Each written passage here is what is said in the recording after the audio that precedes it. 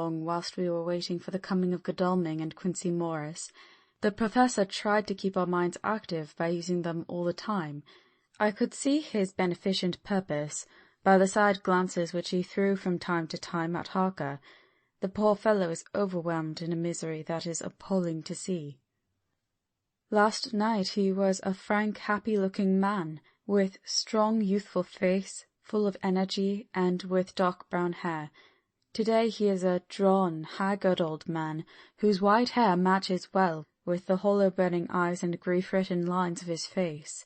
His energy is intact. In fact, he is like a living flame. This may be yet his salvation, for, if it all go well, it will tide him over the despairing period. He will then, in a kind of way, wake again to the realities of life. Poor fellow!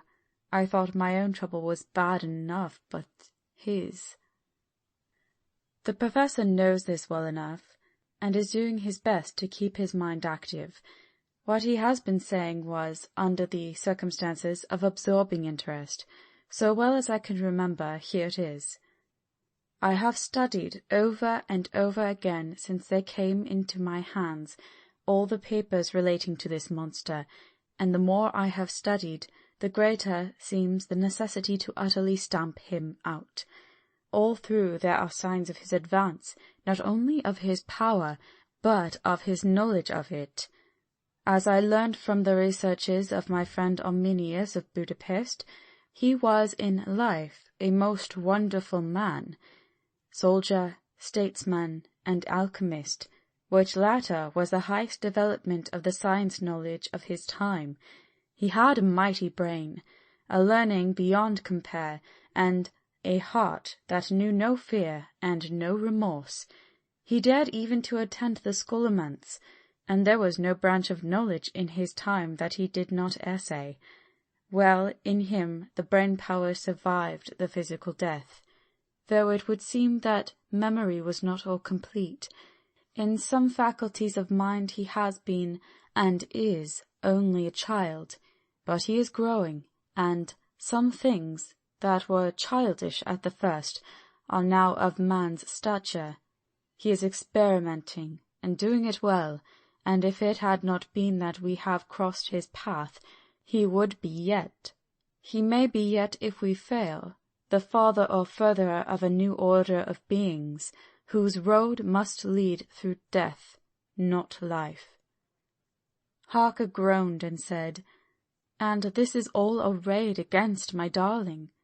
But how is he experimenting? The knowledge may help us to defeat him. He has all along, since his coming, been trying his power, slowly but surely. That big child brain of his is working.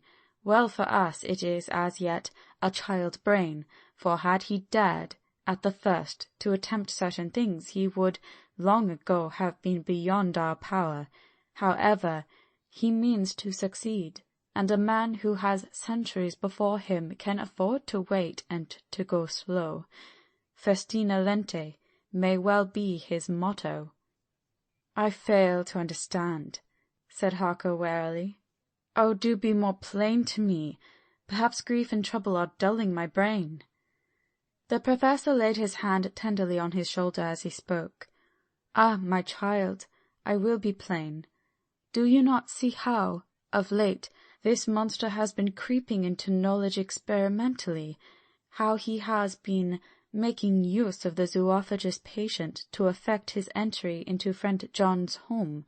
For your vampire, though in all afterwards he can come when and how he will, must at the first make entry only when asked thereto by an inmate. But these are not his most important experiments. Do we not see how at the first all these so great boxes were moved by others? He knew not then, but that must be so. But all the time that so great child-brain of his was growing, and he began to consider whether he might not himself move the box. So he began to help, and then, when he found that this be all right, he tried to move them all alone, and so he progress. And he scatter these graves of him, and none but he know where they are hidden. He may have intent to bury them deep in the ground, so that he only use them in the night, or at such time as he can change his form. They do him equal well, and none may know these are his hiding place. But, my child, do not despair. This knowledge come to him just too late. Already all of his layers but one be sterilized as for him, and before the sunset this shall be so. Then we have no place where he can move and hide. I delayed this morning so that we might be sure. Is there not more at stake for us than for him? Then why we not be even more careful than him? By my clock it is 1 hour, and already, if all be well, friend Arthur and Quincy are on the way to us. Today is our day, and we must go sure, if slow, and lose no chance. See, there are 5 of us when those absent ones return. Whilst he was speaking, we were startled by a knock at the hall door, the double postman's knock of the telegraph boy. We all moved out to the hall with one impulse, and Van Helsing, holding up his hand to us to keep silence, stepped to the door and opened it. The boy handed the dispatch. The professor closed the door again, and, after looking at the direction, opened it and read it aloud. Look out for D. He has just now, 12:45, come from Carfax hurriedly and hastened towards the south. He seems to be going the round and may want to see you. Mina. There was a pause, broken by Jonathan Harker's voice. Now God be thanked we shall soon meet. Van Helsing turned to him quickly and said, God will act in his own way and time. Do not fear, and do not rejoice as yet, for what we wish for at the moment may be our undoings. I care for nothing now, he answered haughtily, except to wipe out this brood from the face of creation. I would sell my soul to do it. Oh, hush, hush, my child, said Van Helsing. God does not purchase souls in this wise, and the devil, though he may purchase, does not keep faith. But God is merciful and just, and knows your pain and your devotion to that dear Madame Mina. Think you how her pain would be doubled did she but hear your wild words. Do not fear any of us. We are all devoted to this cause, and today shall see the end. The time is coming for action. Today this vampire is limited to the powers of man, and till sunset he may not change. It will take him time to arrive here.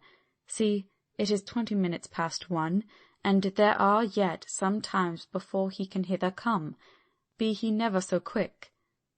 What we must hope for is that my Lord Arthur and Quincy arrive first. About half an hour after we had received Mrs. Harker's telegram, there came a quiet, resolute knock at the hall door. It was just an ordinary knock, such as is given hourly by the thousands of gentlemen, but it made the professor's heart and mine beat loudly. We looked at each other, and together moved out into the hall. We each held ready to use our various armaments, the spiritual in the left hand, the mortal in the right. Van Helsing pulled back the latch, and, holding the door half open, stood back, having both hands ready for action. The gladness of our hearts must have shone upon our faces when on the step, close to the door, we saw Lord Godalming and Quincy Morris. They came quickly in and closed the door behind them, the former saying, as they moved along the hall, "It is all right. We found both places, 6 bones in each, and we destroyed them all." "Destroyed?" asked the professor. "For him." We were silent for a minute, and then Quincy said, "There's nothing to do but wait here. If, however, he doesn't turn up by 5 o'clock, we must start off, for it won't do to leave Mrs. Harker alone after sunset." "He will be here before long now," said Van Helsing, who had been consulting his pocket-book. "Nota bene, in Madame's telegram he went south from Carfax. That means he went to cross the river, and he could only do so at slack of tide, which should be something before 1 o'clock. That he went south has a meaning for us. He is as yet only suspicious. and he went from Carfax first to the place where he would suspect interference least. You must have been at Bermondsey only a short time before him. That he is not here already shows that he went to Mile End next. This took him some time, for he would then have to be carried over the river in some way. Believe me, my friends, we shall not have long to wait now. We should have ready some plan of attack, so that we may throw away no chance. Hush, there is no time now. Have all your arms. Be ready." He held up a warning hand as he spoke, for we could all hear a key softly inserted in the lock of the hall door. I could not but admire, even at such a moment, the way in which a dominant spirit asserted itself. In all our hunting parties and adventures in different parts of the world, Quincy Morris had always been the one to arrange the plan of action, and Arthur and I had been accustomed to obey him implicitly. Now the old habit seemed to be renewed instinctively. With a swift glance around the room, he had once laid out our plan of attack, and without speaking a word, with a gesture, placed us each in position. Van Helsing, Harker, and I were just behind the door, so that when it opened the Professor could guard it, whilst we two stepped between the incomer and the door. Godalming behind and Quincy in front stood just out of sight, ready to move in front of the window. We waited in a suspense that made the seconds pass with nightmare slowness. The slow, careful steps came along the hall. The Count was evidently prepared for some surprise. At least he feared it. Suddenly, with a single bound, he leaped into the room, winning a way past us before any of us could raise a hand to stay him. There was something so panther-like in the movement, something so unhuman, that it seemed to sober us all from the shock of his coming. The first to act was Harker, who, with a quick movement, threw himself before the door, leading into the room in front of the house. As the Count saw us, a horrible sort of snarl passed over his face, showing the eye-teeth long and pointed, but the evil smile as quickly passed into a cold stare of lion-like disdain. His expression again changed as, with a single impulse, we all advanced upon him. It was a pity that we had not some better organized plan of attack, for even at the moment I wondered what we were to do. I did not myself know whether our lethal weapons would avail us anything. Harker evidently meant to try the matter, for he had ready his great kukri knife, and made a fierce and sudden cut at him. The blow was a powerful one. Only the diabolical quickness of the Count's leap back saved him. A second less, and the trenchant blade had shorn through his heart. As it was, the point just cut the cloth of his coat, making a wide gap whence a bundle of bank-notes and a stream of gold fell out. The expression of the Count's face was so hellish that for a moment I feared for Harker, though I saw him throw the terrible knife aloft again for another stroke. Instinctively I moved forward with a protective impulse, holding the crucifix and wafer in my left hand. I felt a mighty power fly along my arm, and it was without surprise that I saw the monster cower back before a similar movement made spontaneously by each one of us. It would be impossible to describe the expression of hate and baffled malignity, of anger and hellish rage, which came over the Count's face. His waxen hue became greenish-yellow by the contrast of his burning eyes, and the red scar on the forehead showed on the pallid skin like a palpitating wound. The next instant, with a sinuous dive, he swept under Harker's arm ere his blow could fall, and, grasping a handful of the money from the floor, dashed across the room, threw himself at the window. Amid the crash and glitter of falling glass, he tumbled into the flagged area below.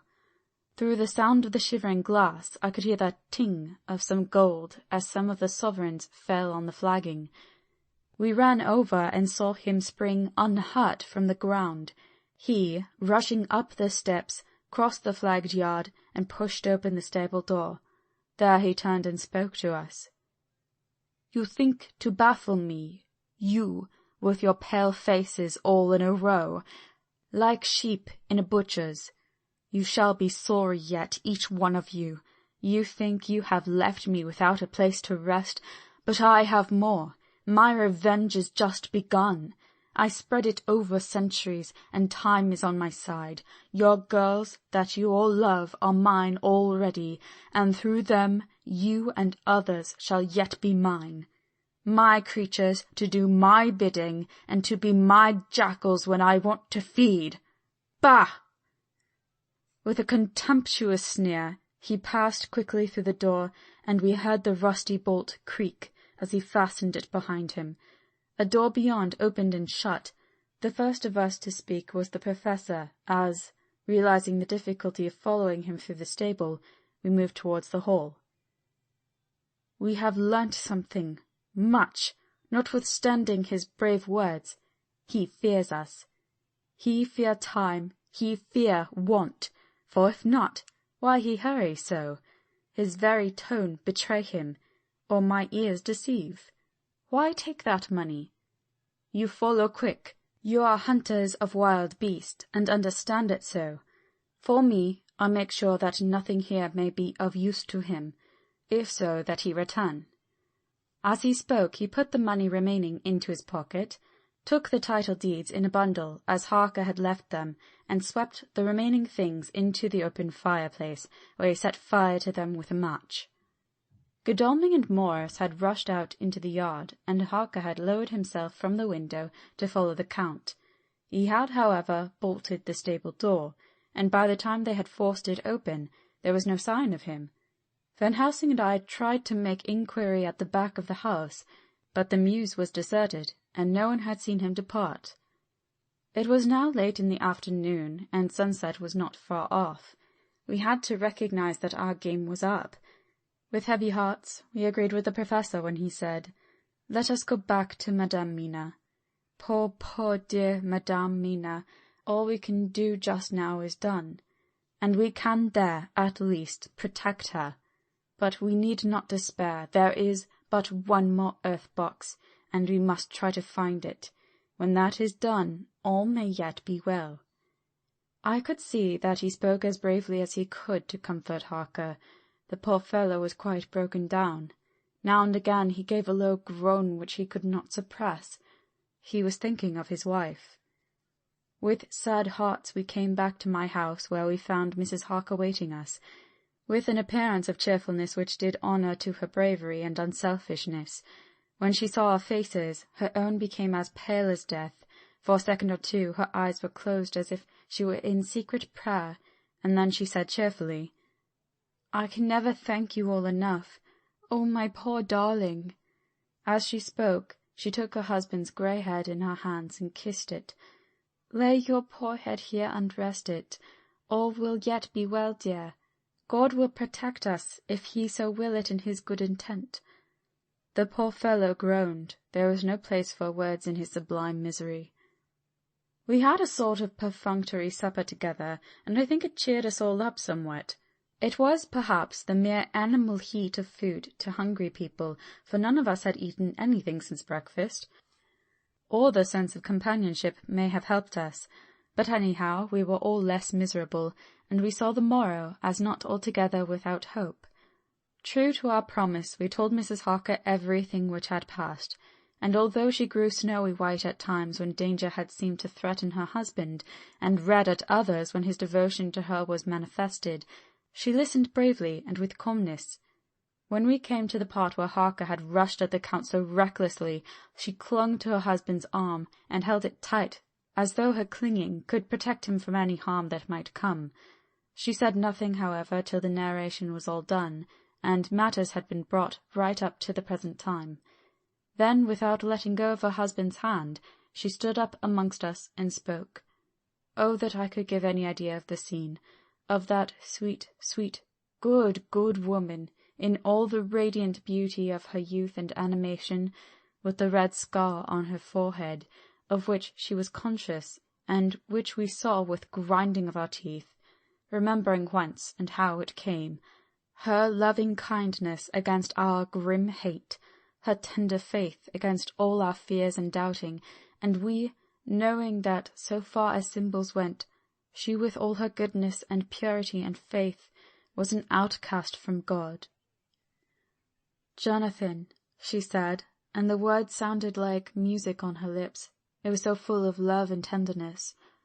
"Jonathan, dear, and you all my true, true friends, I want you to bear something in mind through all this dreadful time. I know that you must fight, that you must destroy even as you destroyed the false Lucy, so that the true Lucy might live hereafter. But it is not a work of hate. That poor soul who has wrought all this misery is the saddest case of all. Just think what will be his joy when he, too, is destroyed in his worser part than his better part may have spiritual immorality. You must be pitiful to him, too, though it may not hold your hands from his destruction."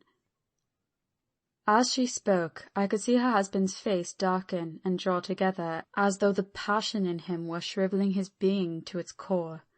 Instinctively, the clasp on his wife's hand grew closer, till his knuckles looked white. She did not flinch from the pain which I knew she must have suffered, but looked at him with eyes that were more appealing than ever.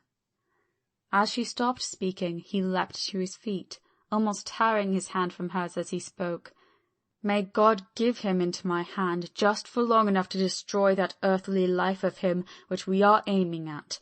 If beyond it I could send his soul for ever and ever to burning hell, I would do it." "Oh, hush! Oh, hush! In the name of good God, don't say such things, Jonathan, my husband, or you will crush me with fear and horror. Just think, my dear, I've been thinking all this long, long day of it, that perhaps some day I too may need such pity, and that some other like you, and with equal cause for anger, may deny it to me. Oh, my husband! My husband, indeed I would have spared you such a thought had there been another way, but I pray that God may not have treasured your wild words, except as the heart-broken wail of a very loving and sorely stricken man. Oh God, let these poor white hairs go in evidence of what he has suffered, who all his life has done no wrong, and on whom so many sorrows have come." We men were all in tears now. There was no resisting them, and we wept openly. She wept too to see that her sweeter counsels had prevailed. Her husband flung himself on his knees beside her, and putting his arms around her, hid his face in the folds of her dress. Van Helsing beckoned to us, and we stole out of the room, leaving the two loving hearts alone with their God. Before they retired, the Professor fixed up the room against any coming of the vampire, and assured Mrs. Harker that she might rest in peace. She tried to school herself to the belief, and manifestly, for her husband's sake, tried to seem content. It was a brave struggle, and was, I think and believe, not without its reward. Van Helsing had placed at hand a bell which either of them was to sound in case of any emergency. When they had retired, Quincy, Godalming, and I arranged that we should sit up, dividing the night between us, and watch over the safety of the poor stricken lady. The first watch falls to Quincy, so the rest of us shall be off to bed as soon as we can. Godalming has already turned in, for his is the second watch. Now that my work is done, I, too, shall go to bed. Jonathan Harker's Journal. 3-4 October, close to midnight. I thought yesterday would never end. There was over me a yearning for sleep, in some sort of blind belief that to wake would be to find things changed, and that any change must now be for the better. Before we parted, we discussed what our next step was to be, but we could arrive at no result. All we knew was that one earth box remained, and that the Count alone knew where it was. If he chooses to lie hidden, he may baffle us for years, and in the meantime— the thought is too horrible. I dare not think of it even now. This I know, that if ever there was a woman who was all perfection, that one is my poor wronged darling. I love her 1,000 times more for her sweet pity of last night, a pity that made my own hate of the monster seem despicable. Surely God would not permit the world to be the poorer by the loss of such a creature. This is hope to me. We are all drifting reefwards now, and faith is our only anchor. Thank God Mina is sleeping, and sleeping without dreams. I fear what her dreams might be like, with such terrible memories to ground them in. She has not been so calm, within my seeing, since the sunset. Then for a while there came over her face a repose, which was like spring after the blasts of March. I thought at the time that it was the softness of the red sunset on her face, but somehow now I think it has a deeper meaning. I am not sleepy myself, though I am weary to death. However, I must try to sleep, for there is tomorrow to think of, and there is no rest for me until. Later. I must have fallen asleep, for I was awaked by Mina, who was sitting up in bed with a startled look on her face. I could see easily, for we did not leave the room in darkness. She had placed a warning hand over my mouth, and now she whispered in my ear, "Hush, there is someone in the corridor." I got up softly, and crossing the room, gently opened the door. Just outside, stretched on a mattress, lay Mr. Morris, wide awake. He raised a warning hand for silence as he whispered to me, "Hush, go back to bed. It is all right. One of us will be here all night. We don't mean to take any chances." His look and gesture forbade discussion, so I came back and told Mina.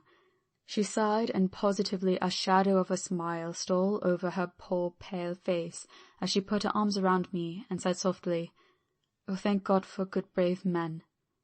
With a sigh, she sank back again to sleep. I write this now, as I am not sleepy, though I must try again. 4 October, morning. Once again during the night I was awakened by Mina. This time we had all had a good sleep, for the grey of the coming dawn was making the windows into sharp oblongs, and the gas flame was like a speck rather than a disk of light. She said to me hurriedly, "Go, call the Professor. I want to see him at once." "Why?" I asked. "I have an idea. I suppose it must have come in the night and matured without my knowing it. He must hypnotize me before the dawn, and then I shall be able to speak. Go quick, dearest, the time is getting close." I went to the door. Dr. Seward was resting on the mattress, and, seeing me, he sprang to his feet. "Is anything wrong?" he asked in alarm. "No," I replied, "but Mina wants to see Dr. Van Helsing at once." "I will go," he said, and hurried into the professor's room. In 2 or 3 minutes later, Van Helsing was in the room in his dressing-gown, and Mr. Morris and Lord Godalming were with Dr. Seward at the door, asking questions. When the professor saw Mina, a smile, a positive smile, ousted the anxiety of his face. He rubbed his hands as he said, "Oh, my dear Madame Mina, this is indeed a change. See, friend Jonathan, we have got our dear Madame Mina, as of old, back to us to-day." Then, turning to her, he said cheerfully, "And what am I do for you? For at this hour you do not want me for nothings." "I want you to hypnotize me," she said. "Do it before the dawn, for I feel that then I can speak, and speak freely. Be quick, for the time is short." Without a word he motioned her to sit upon the bed. Looking fixedly at her, he commenced to make passes in front of her, from over the top of her head downward, with each hand in turn. Mina gazed at him fixedly for a few minutes, during which my own heart beat like a trip-hammer, for I felt that some crisis was at hand. Gradually her eyes closed, and she sat, stock still. Only by the gentle heaving of her bosom could one know that she was alive. The professor made a few more passes and then stopped, and I could see that his forehead was covered in great beads of perspiration. Mina opened her eyes, but she did not seem the same woman. There was a far-away look in her eyes, and her voice had a sad dreaminess which was new to me. Raising his hand to impose silence, the professor motioned me to bring the others in. They came on tiptoe, closing the door behind them, and stood at the foot of the bed, looking on. Mina appeared not to see them. The stillness was broken by Van Helsing's voice, speaking in a low level tone which would not break the current of her thoughts. "Where are you?" The answer came in a neutral way. "I do not know. Sleep has no place it can call its own. For several minutes there was silence. Mina sat rigid, and the professor stood staring at her fixedly. The rest of us hardly dared to breathe. The room was growing lighter. Without taking his eyes from Mina's face, Dr. Van Helsing motioned me to pull up the blind. I did so, and the day seemed just upon us. A red streak shot up, and a rosy light seemed to diffuse itself through the room. On the instant, the professor spoke again. "Where are you now?"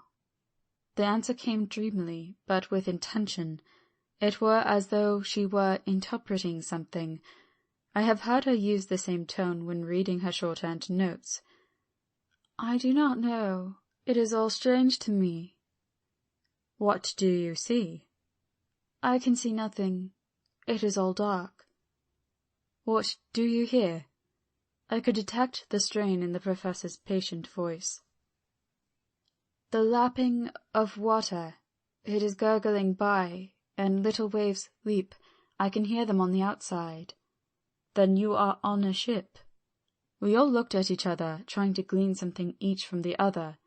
We were afraid to think. The answer came quick. "Oh, yes." "What else do you hear?"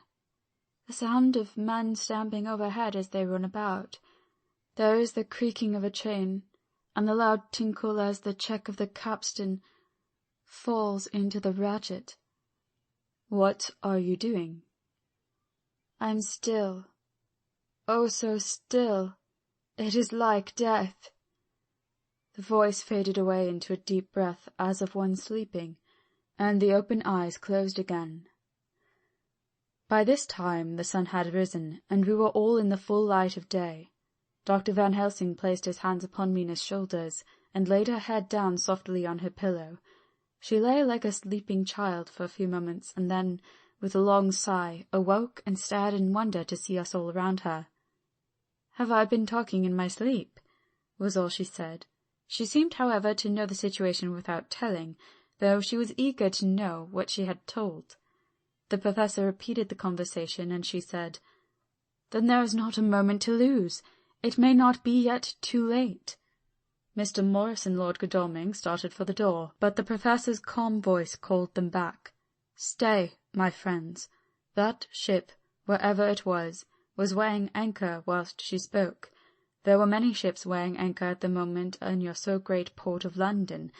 Which of them is it that you seek? God be thanked that we have once again a clue, but whither it may lead us we do not.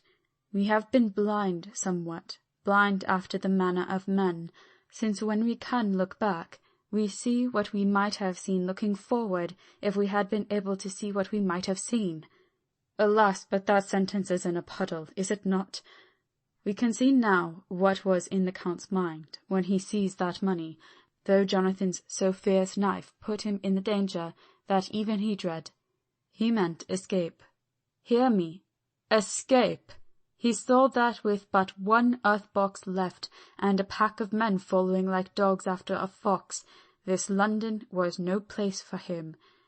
He have to take his last earth-box on board a ship, and he leave the land. He think to escape, but no, we follow him. Tally-ho, as friend Arthur would say when he put on his red frock. Our old fox is wily, oh, so wily, and we must follow with wile. I, too, am wily, and I think his mind in a little while. In meantime we may rest, and in peace, for there are waters between us which he do not want to pass, and which he could not if he would, unless the ship were to touch the land, and then only at full or slack tide. See, and the sun is just rose, and all day to sunset is to us. Let us take bath, and dress, and have breakfast which we all need, and which we can eat comfortably, since he be not in the same land with us." Mina looked at him appealingly as she asked, "But why need we seek him further, when he has gone away from us?" He took her hand and patted it as he replied, "Ask me nothings as yet. When we have breakfast, then I answer all questions." He would say no more, and we separated to dress. After breakfast, Mina repeated her question. He looked at her gravely for a minute and then said sorrowfully, "Because, my dear, dear Madame Mina, now more than ever must we find him, even if we have to follow him to the jaws of hell." She grew paler as she asked faintly, "Why?" "Because," he answered solemnly, "he can live for centuries, and you are but mortal woman. Time is now to be dreaded, since once he put that mark upon your throat." I was just in time to catch her as she fell forward in a faint. End of chapter 23. Recording by Corinne LePage.